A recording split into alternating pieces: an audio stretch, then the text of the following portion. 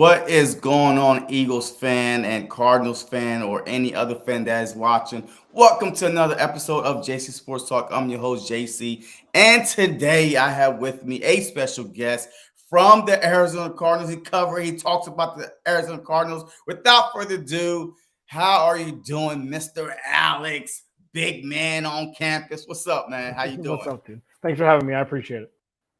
No problem, no problem. So, how long have you been, covering the Cardinals or talking about the Cardinals and stuff like that? So, I moved here in 2010. Moved to Arizona in 2010. Ended up getting my first shot with Kwame Lassiter. Used to play with the Cardinals. The late Kwame Lassiter passed away 18 months ago or so. He gave me a shot, and I worked in sports radio for 12 years now. And now I just focus on the podcast. I've been doing the podcast since 2017. Okay, all right. Hey, that's what's up. Hey, once again, thank you for taking the time out of your busy day. For I sure. promise you, I won't keep you on here for 10 hours. I promise you, Eagle fans we could talk football all day, but go ahead. No, for sure, man. No, I'm excited to talk about it. It's an interesting matchup. Yes, sir. Yes, sir. So the first thing on deck is the injury report for the Cardinals. Of course, you can see on the screen. So is there anything that you would like to add or talk about that is on the Cardinals injury report? I think Matt Prater is out. I don't think he'll be playing. They signed Matt Amendola to the practice squad. Are going to elevate him for game day. He was kicking with Kansas City. They brought in Rodrigo Blankenship from the Colts also, and I guess that they went with Matt Amendola, which was interesting. Not very good from inside 40 yards so far this season. So we'll see. I mean, the Cardinals go for it a little bit more on fourth down, depending on game flow, to kind of make up for Matt Prater, the aforementioned Matt Prater, who I like to refer to as Praterade when he kicks long kicks. Listen, dude, we got to make up jokes at some point. We'll see what happens. I don't think it's going to be a huge deal. They'll just probably go for it on fourth down more than they normally do, even though they'd go for it on fourth down more than any team in the NFL. AJ Green probably won't play. He's been trending, but he hurt his knee pretty badly a couple weeks ago. So we'll see what happens. Okay, all right. So, and as far as for the Philadelphia Eagles, you saw Jake Elliott. He hurt his ankle this past Sunday, was able to go out there and kick a field goal after popping whatever he was popping on the sideline, and they push him back out there. He was able to gut it out. But the biggest thing to me is Jordan Mailata, our left tackle. He talked about it today. He thought once he hit the ground, he thought it might have been a season-ending injury, but he is day-to-day. So that's a big loss for the Philadelphia Eagles, about to face a tough front from the Cardinals. So we'll see if he's able to get some kind of rep in there. But if not, then Jack Driscoll should be and will be our starting left tackle.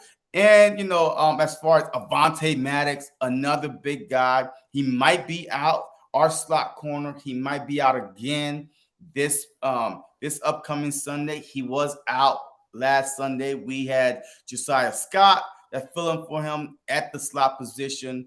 But the biggest thing to me have to be Jake Elliott and Avonte Maddox. We did bring a guy in named Cameron Dicker.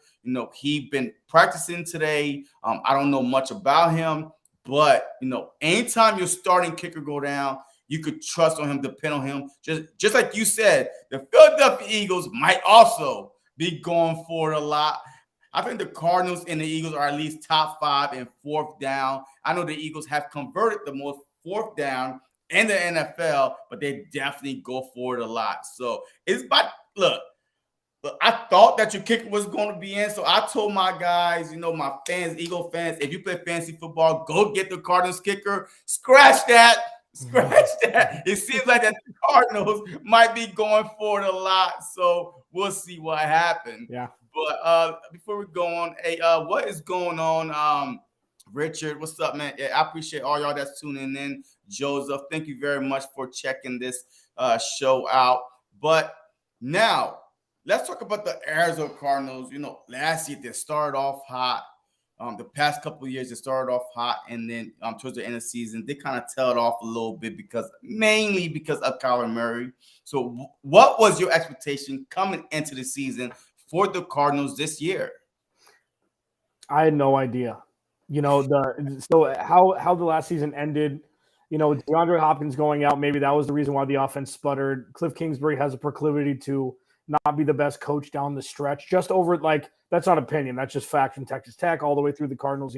They started hot in 2020 also, and then ended up missing the playoffs. With the offseason being a little bit clunky, they didn't add a whole bunch of pieces on the defensive side of the ball. They traded for Hollywood Brown, which was the big splash. They extended Kyler Murray, re-signed Zach Ertz, re-signed James Conner. They didn't really bring in a whole bunch of outside talent in free agency on either side of the ball. They added a couple depth pieces on the offensive line, added a couple depth pieces in the linebacker room, added, they traded for Trayvon Mullen Jr. before the season started, but we didn't really know. It was kind of like, okay, the offense is going to have to carry the load here. And through 4 weeks, we've seen a lot of different versions of this Cardinals team. And I'm curious to see what it's going to be like moving forward. And Sunday is going to be the first true test to see what this offense and defense truly looks like. Expectations going into 2022, I had them going 11-6. I had the Cardinals winning this game during my preseason predictions. But what Jalen Hurts is but listen, this team, ain't nobody expect them to start 4-0. Nobody expected them to start 4-0. They maybe 2-2, 3-1. Okay, Jalen Hurts, and I know we're going to talk about it. I got a crush on Jalen Hurts. I'll tell you what. I've got what he's done since he's come into the NFL has been truly, truly inspiring, and I'm rooting for the kid. I really am. I'm rooting for him from the West Coast. Okay, yeah, look, absolutely. I mean, like the young man. I know he's not a kid. I always say kid with the young guy because I'm 38. I'm rooting for the young man.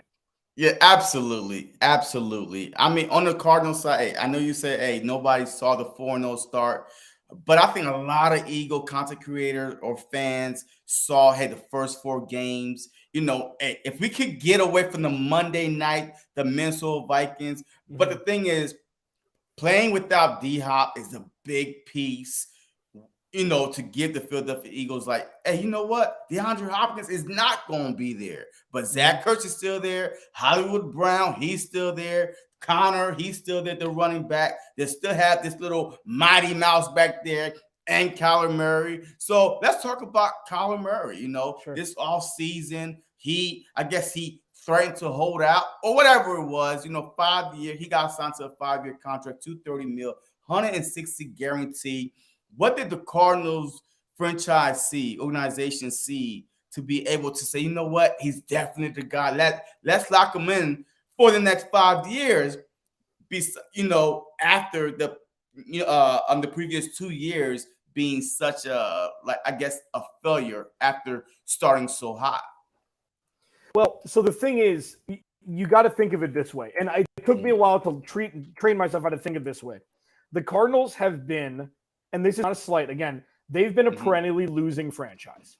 Okay? Over the course of their existence, they didn't have the Jaws years. They didn't have the years like that in the 80s and 90s. They just didn't, There's been a lot more success recently. Kurt Warner making the Super Bowl and then the Bruce Arians years. Yes. Kyler Murray was the first within the last 50 years, was the first young quarterback who they drafted who really could change the trajectory of this organization. And that's when you got to look at it in that lens where it's first year, brought him out of the doldrums of a 3-13 season. It was statistically one of the worst offenses ever. They scored less points per game in 2018 than the 2008 Detroit Lions did, who went 0-16. So you go into 2019, 2020, they're getting better. He won Rookie of the Year. 2020, they started 5-3, 6-3 with the Hail Murray against the Bills. And then 2021, he was an MVP candidate through 10 weeks. So you got to look at it on a scale where it's so many teams. Okay, so when you're questioning your relationship a little bit, it's all right, do I want to stay with this person? And then you're let me see that person's DMs. Let me see how many other people would in a second date the person that I'm dating.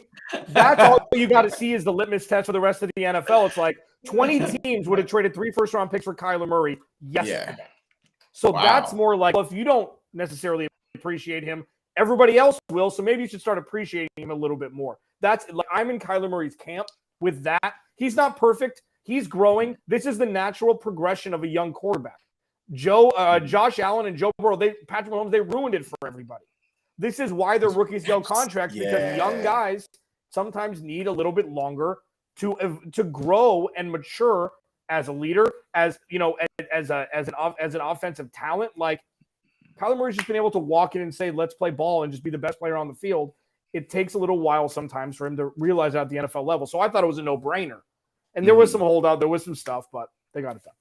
Yeah. So, are you concerning about his size at all and him being a dual threat quarterback? No. We know how a dual threat quarterback, sometimes get hurt. They don't win Super Bowls. I mean, that's the whatever thing they're putting out there.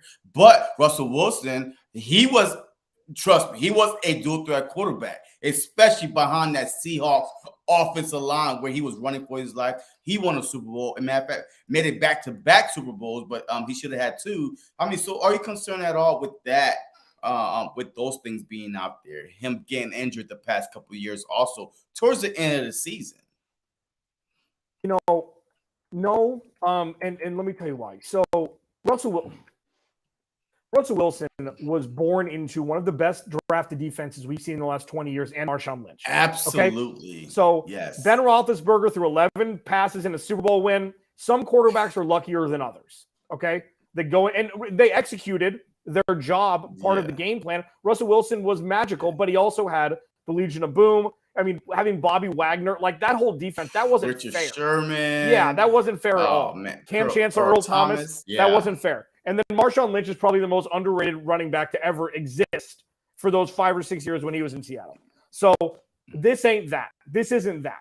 Now, with Kyler Murray, Darren Sproles was 5'6", 170 and never got hurt until he tore his ACL. Okay, so size is whatever.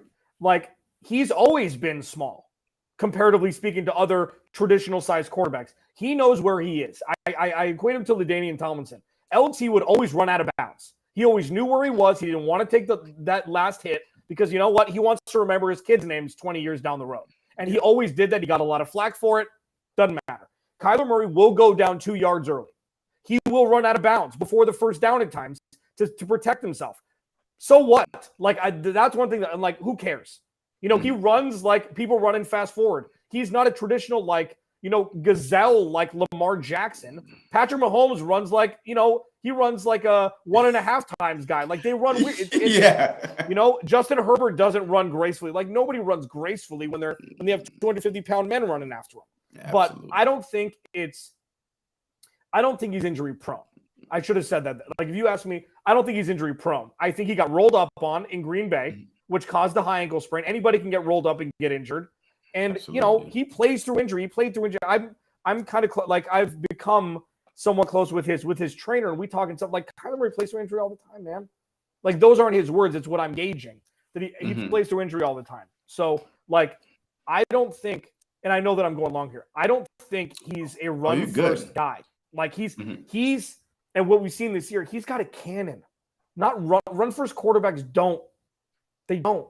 And I think that he's just growing, getting into his own, and really trying to find the percentage balance of when he wants to run and when he wants to throw.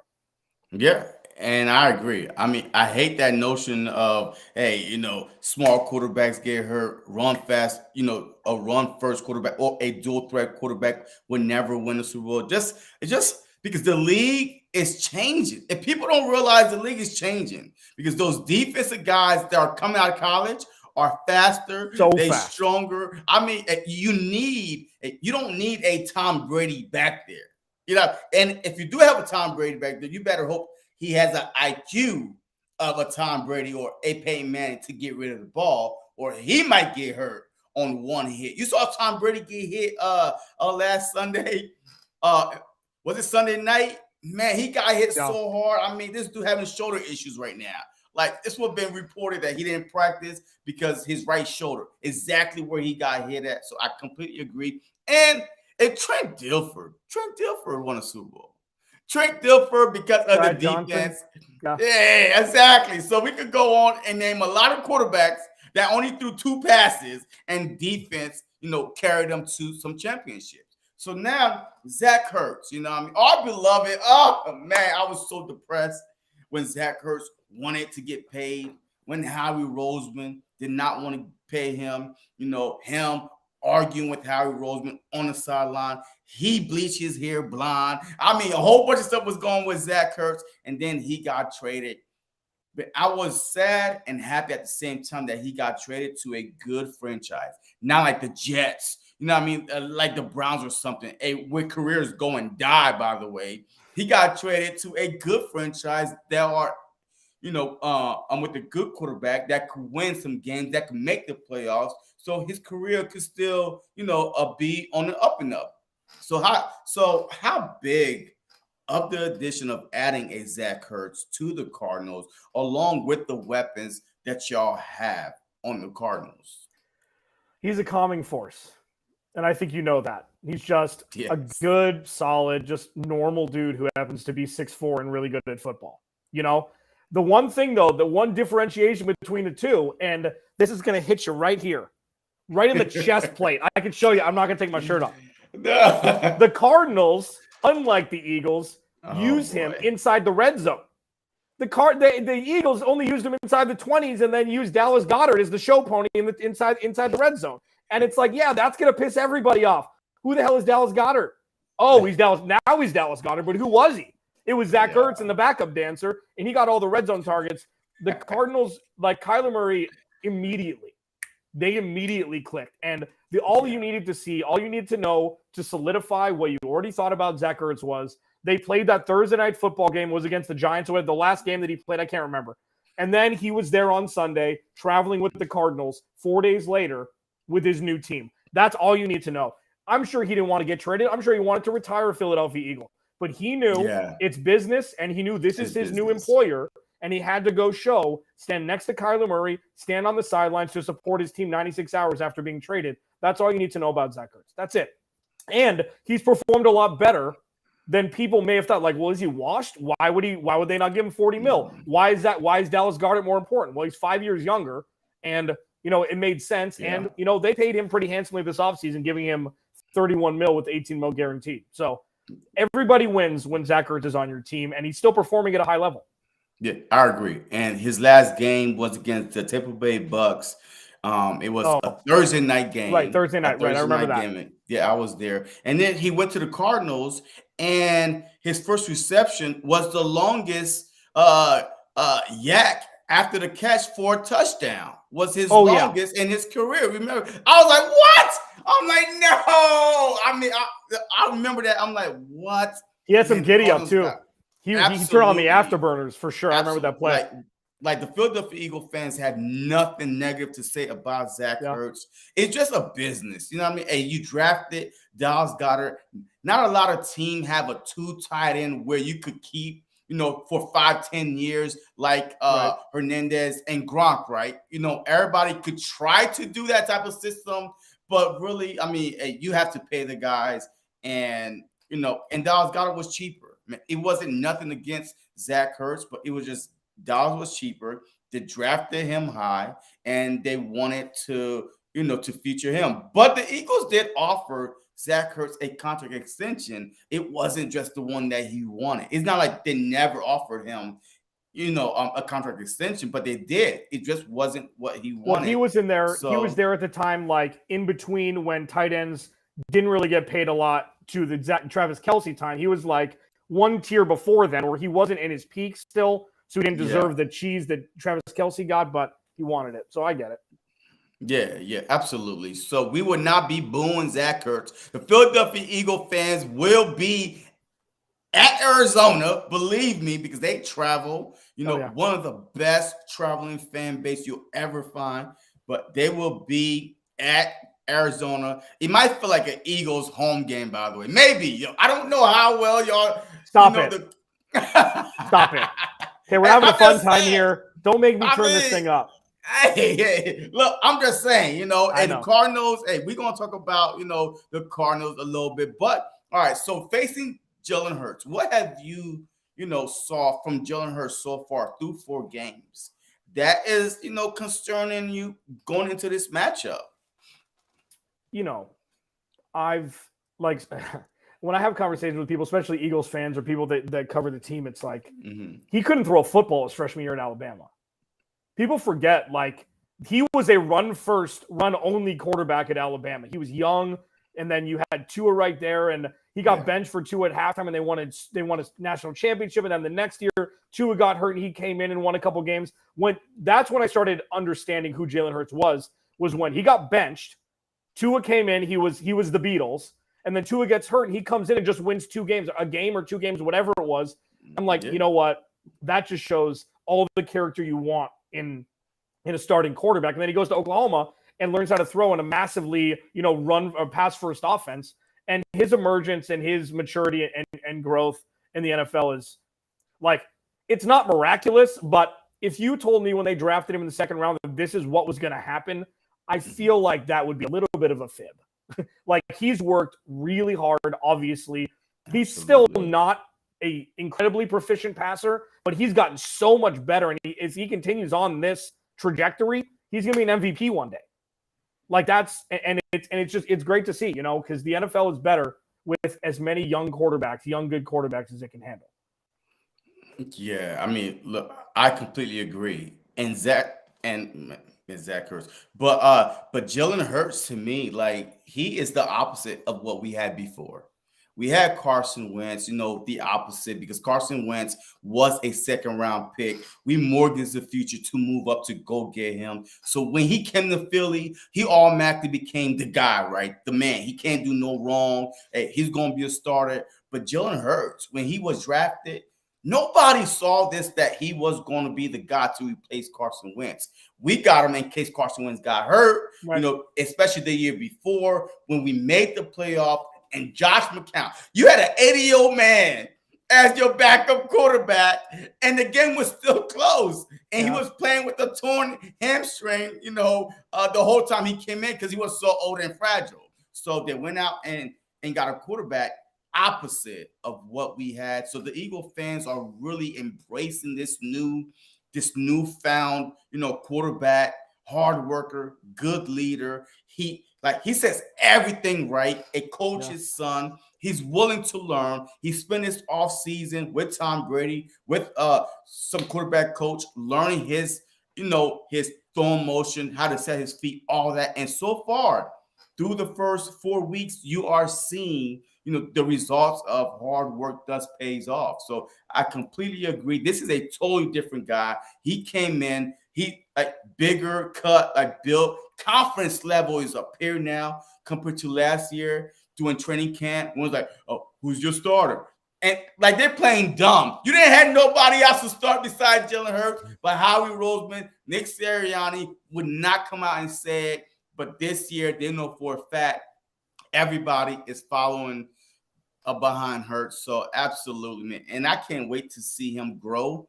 I'm 100% on Hurts. Even last year, I saw something in him. He went to Oklahoma, Heisman runner-up, threw for 36 touchdown plus whatever it was. I mean, this dude, he's a winner. I mean, he's not a loser. But let's get into the Cardinals. The Cardinals struggle at home, but good on the road. So far, they are 0-2 this season, but 2-0 on the road.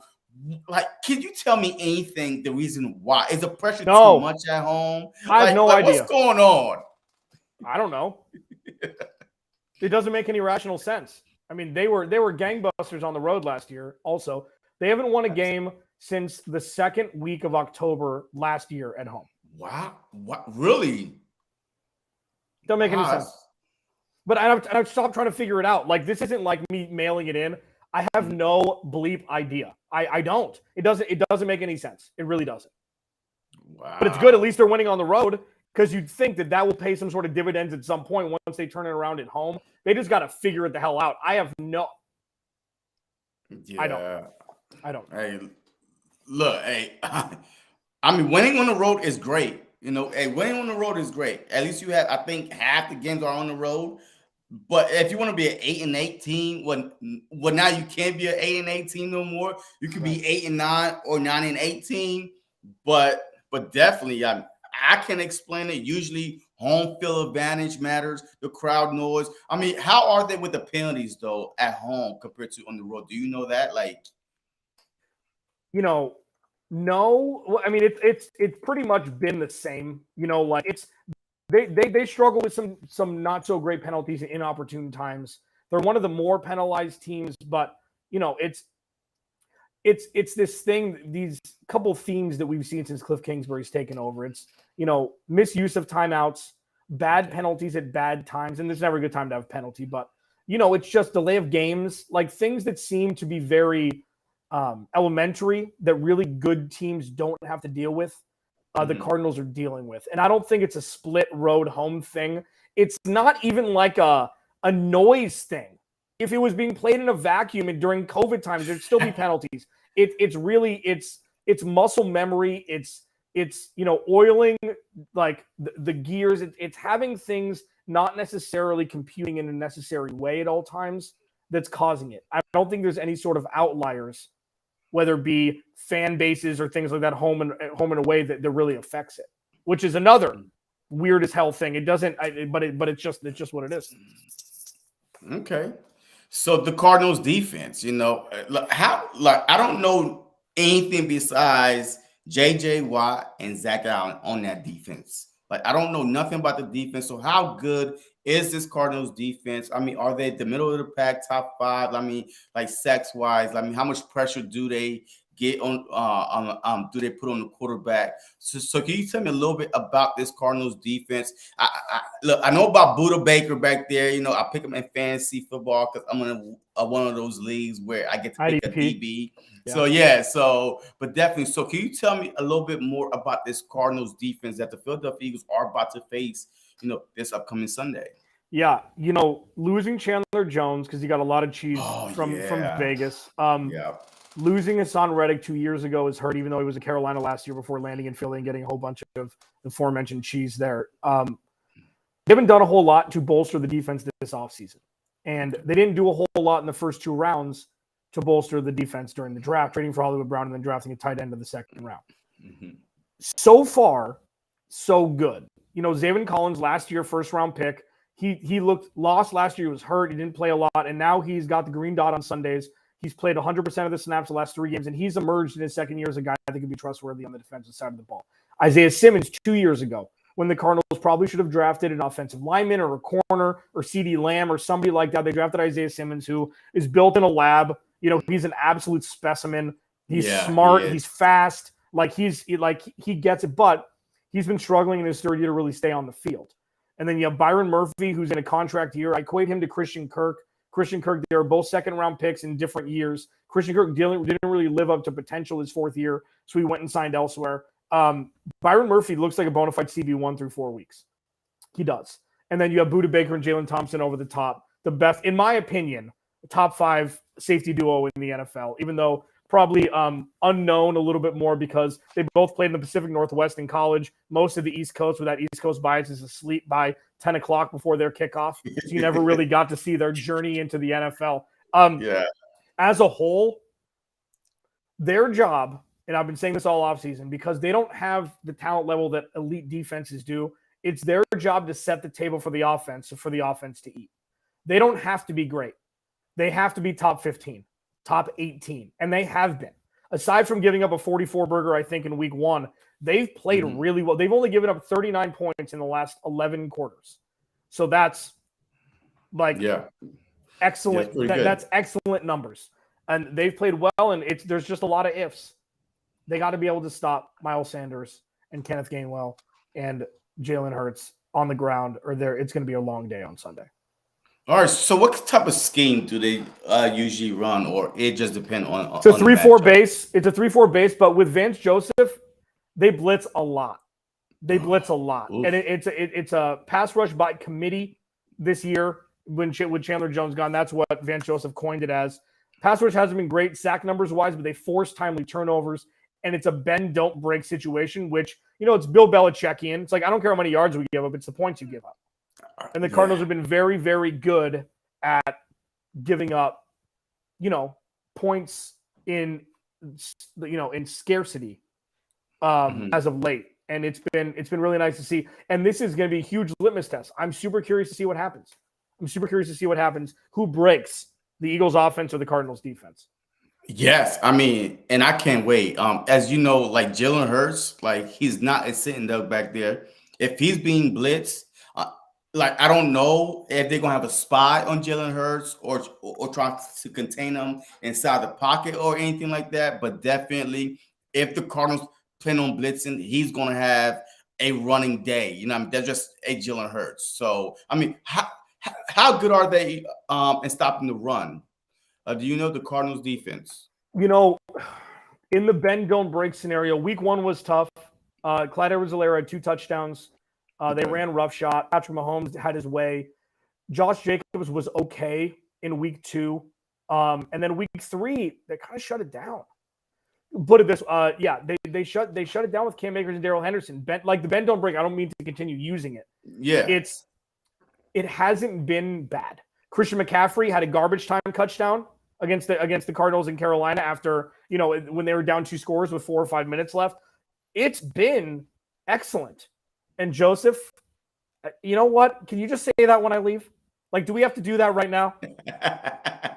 Damn it. Do we have to do it right now? I'm breaking the fourth wall, baby. I can see those comments. The hell are we doing here? Like it's going to be a litmus test. All of this is. This whole game is going to be a litmus test for both sides. And the running game, the rush attack is going to be like, this is a true bona fide, even though they kind of pass the ball a lot, like this is still at its heart a run first and play defense team, right? This is a run the ball, play defense team, and with Miles Sanders doing what he's done so far this season, it's wild. Yeah, look, I agree. And Miles Sanders, he broke out last week, a career game, 27 rushes, 137 yards, and 2 TD. I'm just hoping, besides, last week, that we could continue running the ball. I know it was because of bad weather, and of course, Jalen Hurts throwing that pick 6, but besides that, hey, everything has settled down, and we was running the ball very, very well. So now let's talk about the Cardinals offense. I know y'all missing D-Hop, but y'all still have Zach Ertz there, Hollywood Brown. Like, I mean, how shocked were you when the Cardinals traded for Hollywood Brown? What they gave up? What did they give up? A first-round pick or what? They got a first-round pick, and then they got Hollywood Brown and a third-round pick back. Okay. How do I put this? At the time, going back to draft day, what I've been saying all offseason, the biggest needs the Cardinals have: protecting Kyler Murray, because if you don't protect Kyler Murray, none of this is going to work.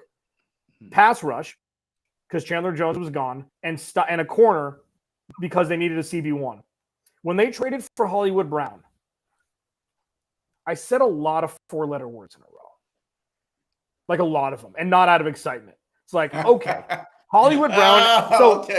But listen, but there's I was saying the same thing. Yeah, I was like, what the? Yeah, there's a journey here. Like Hollywood Brown has been in a heavy run first offense since he was drafted. Absolutely. When they drafted him there, it's like, what the hell are they doing? What's the point?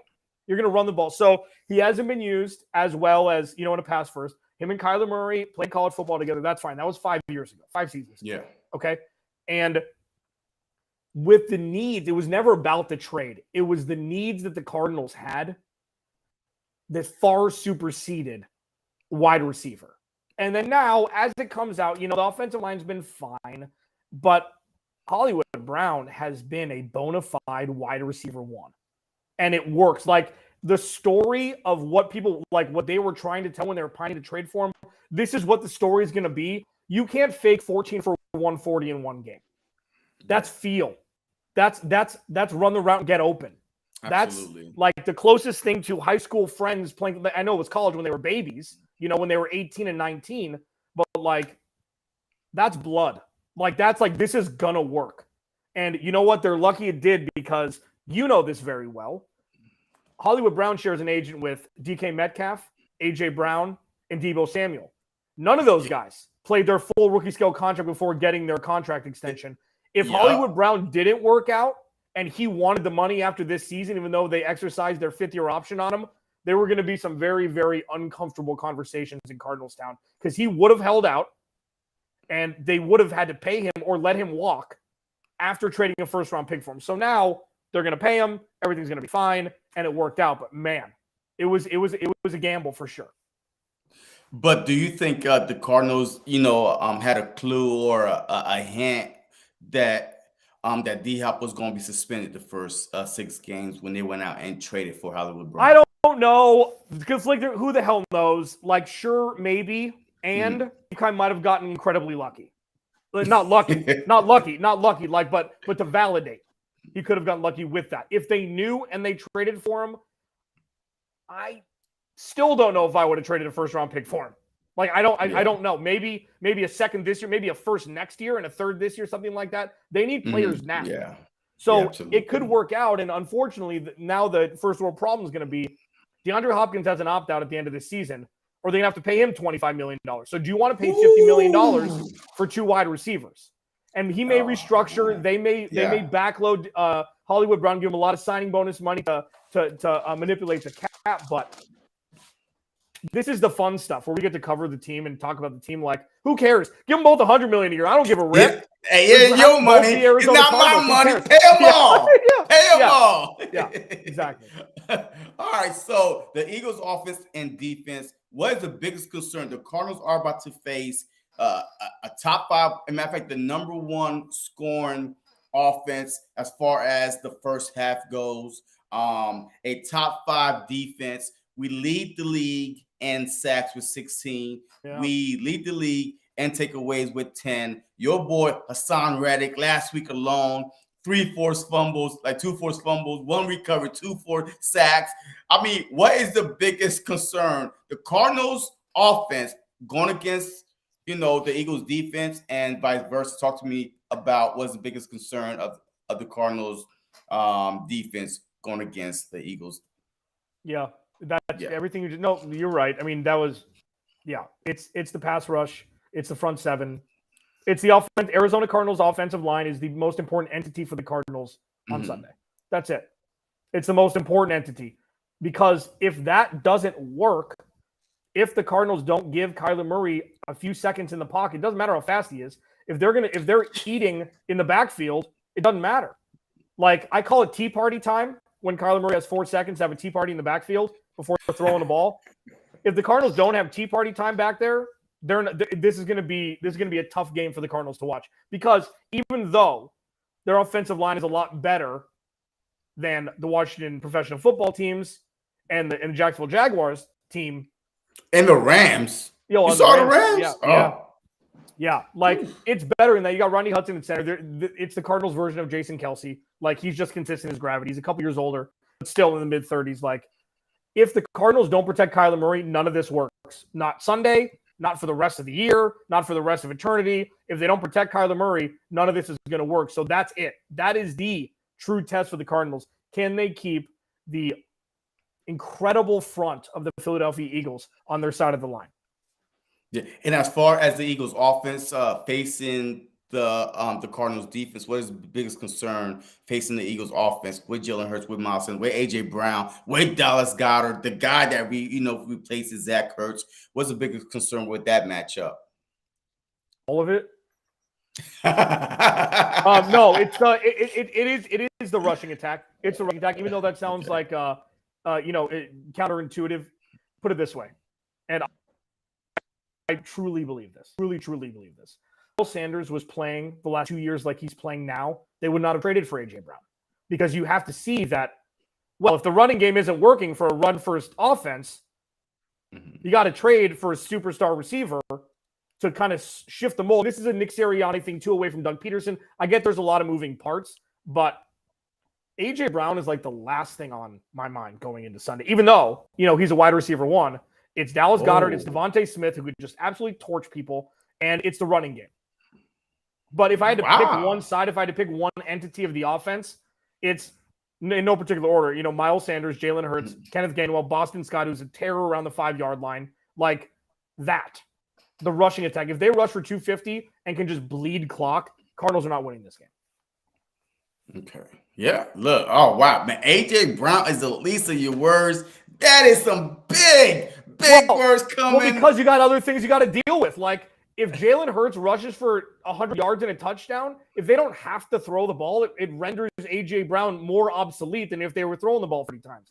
If they can stop the run, I take my chances on Jalen Hurts throwing the ball. Still, it's a lesser of two evils. but he's still not an elite passer yet.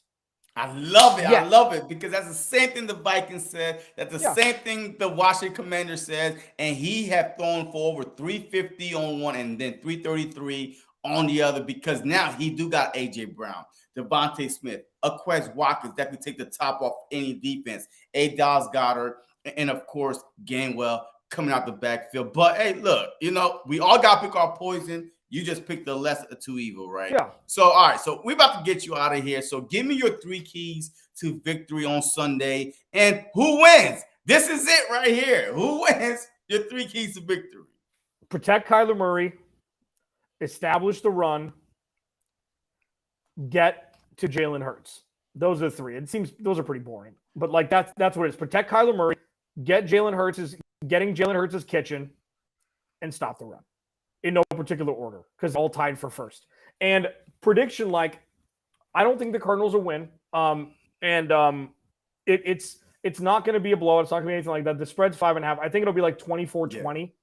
It'll be kind of like a last possession wins or last possession stop that gets the win for the defensive side of the ball for that team. But yeah, I think it'll be 24-20 Eagles. I haven't seen the Cardinals play a full game yet. They've taken off the first half in each of the first 4 games. If they can start hot, they can win this game. I just need to see it first. Oh, man. Look, hey, you picked my score. 24-21, actually. Oh. But I do have the Cardinals pulling an upset and beating the Philadelphia Eagles. Before the Eagle fans jump down my throat, I know y'all listening. Look, this is a trap game for the Philadelphia Eagles. They are coming off one of their best games so far this year. Trailing by 14. They came back at home, being their Super Bowl winning head coach. And now, the following week, after this week, we face the Dallas Cowboys. Sunday Night Football, divisional rivalry. They beat our ass twice last year. So that's going to be a big game. But this game right here, facing a dual-threat quarterback, and very, very fast, it's going to be a challenge for the Philadelphia Eagles. So I'm picking the Cardinals to win this game 24-21 only because of those factors. I mean, I'm not saying that they are overlooking the Cardinals, so don't get on me because of that. I'm just saying that the Eagles are not going to go 17-0.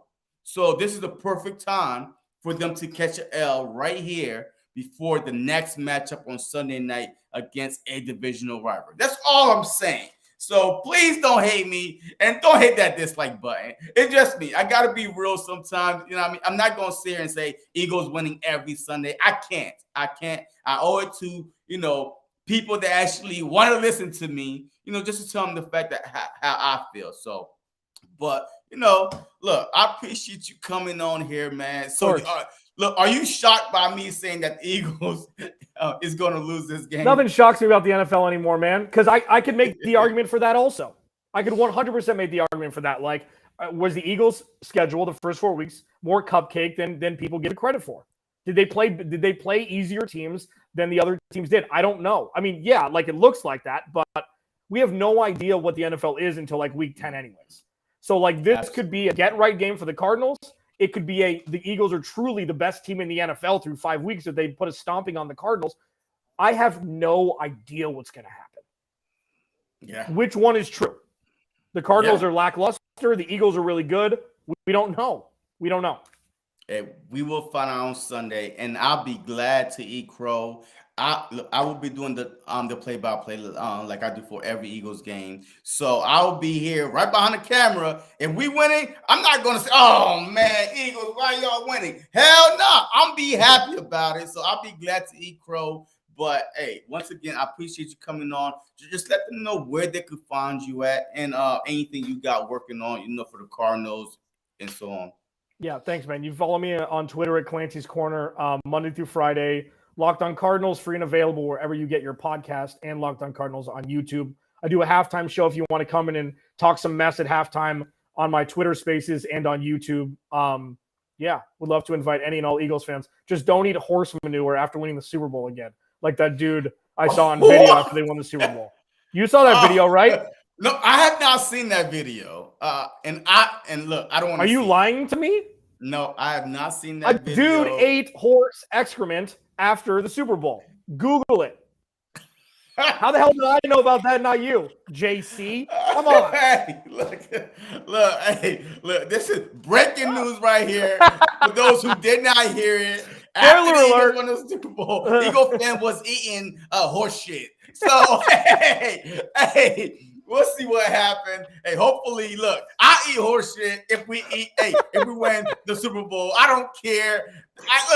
Look, you can't say act like you've been there before, right? You know how every team act like you've been there before. We never won the Super Bowl, so it was crazy. Then even the cops was out there, vandalizing stuff. They didn't care, because Philly finally won the Super Bowl. But it is what it is. We won the Super Bowl again. I don't know what I might do. Hey, but it is what it is. But thank you very much.